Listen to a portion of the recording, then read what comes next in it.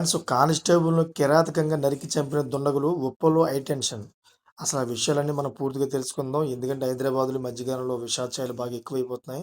వరుస హత్యలలో భాగ్యనగరం వణికిపోతున్న క్రమంలో తాజాగా ఉప్పల్ పోలీస్ స్టేషన్ పరిధిలో జరిగిన ఏఆర్ కానిస్టేబుల్ సుధీర్ రెడ్డి హత్య నగర వ్యాప్తంగా పెను సంచలనం సృష్టించింది.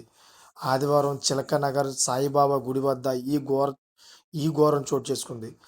నలుగురు గుర్తు తెలియని దుండగులు సుధీర్ రెడ్డిని అడ్డగించి అందరూ చూస్తుండగానే కత్తులతో కిరాతకంగా నరికి చంపారు.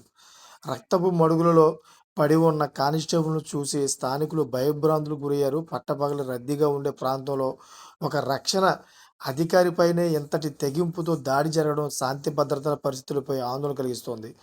అయితే చెంగిచెర్ల ఆర్టీసీ కాలనీలో నివాసం ఉంటున్న సుధీర్ రెడ్డిపై పాత కక్షల నేపథ్యంలోని ఈ దారుణ హత్య జరిగి ఉండవచ్చు అనే ప్రాథమిక సమాచారం అందుతోంది.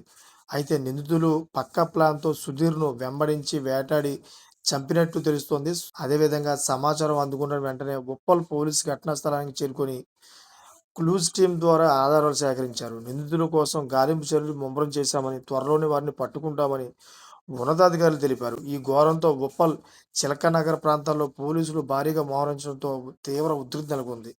ఏది ఏమైనా గానీ హైదరాబాద్‌లో ఇటువంటి సంఘటనలు బాగా ఎక్కువైపోయాయి. ఒక పోలీస్ డిపార్ట్‌మెంట్ మీదే ఈ విధంగా దాడి జరిగిందంటే మరి మీరే ఆలోచించండి. ఎందుకంటే ఒక పోలీస్ పైన దాడి చేయాలంటే 100కి 100 సార్లు ఆలోచించాలి. ఎందుకంటే డిపార్ట్‌మెంట్ అసలు వదలే వదలదు. ఇప్పుడు ఎవరైతే చంపారో వాళ్ళందరిని కూడా పట్టుకొని వాళ్ళకి కఠినమైన శిక్ష వేస్తదన్నమాట. ఇంకా జీవితంలో తేరుకోలేని శిక్షలు పడతాయి. అందుకని ఎవరైనా పోలీస్ మీద చెయ్యి వేయాలన్నా గాని ఆలోచిస్తారు. అటువంటి తరుణంలో హైదరాబాద్‌లో ఇటువంటి ఘటనలు ఇంకా ఎక్కువైపోవడంతో ప్రజలు తీవ్ర భయభ్రాంతులకు గురవుతూ ఉన్నారు. చూసారా ఫ్రెండ్స్, లేటెస్ట్ ఇన్ఫర్మేషన్ కోసం నా ఛానెల్ సబ్స్క్రైబ్ చేసుకోండి. Thank for watching friends.